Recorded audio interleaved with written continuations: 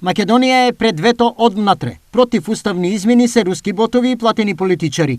Изјави денеска премиерот Димитар Ковачевски оценувајќи го однесувањето на опозицијата во однос на предложените измени во уставот. Ако досега ветото за Северна Македонија за евроатлантските интеграции доаѓаше од надвор, денес за прв пат ветото може да дојде од внатре од државата.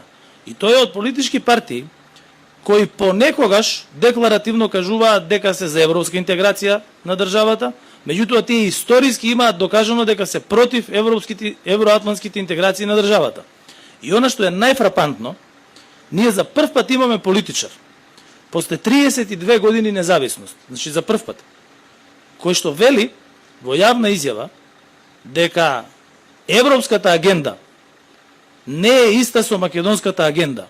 Тоа до сега ниту еден политичар во државата не го кажал.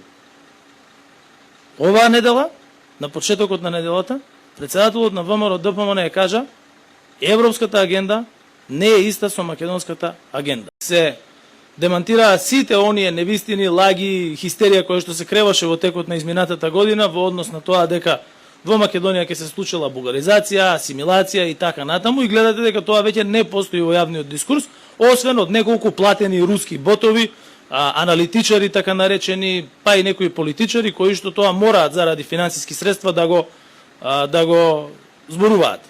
Меѓутоа нема никаква суштина. Уставните измени се техничка измена на уставот.